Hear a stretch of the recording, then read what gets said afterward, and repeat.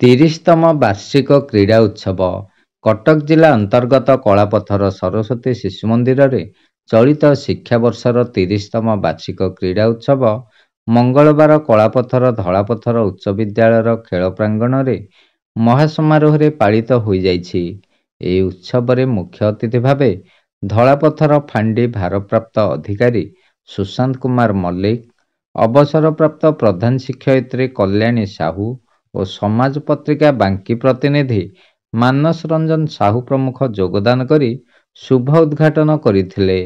ଉତ୍ସବର ପ୍ରଥମ ଦିବସରେ 350 ଜଣ ପ୍ରତିଯୋଗୀ ଭାଗ ନେଇ ପ୍ରାୟ 10ଟି ବିଭାଗରେ କ୍ରୀଡ଼ା ପ୍ରତିଯୋଗିତା ହୋଇଥିଲା।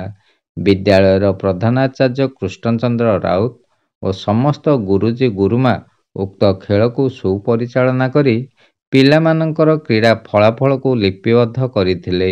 ଶିବନାରାୟଣ ଦାସଙ୍କ ରିପୋର୍ଟ।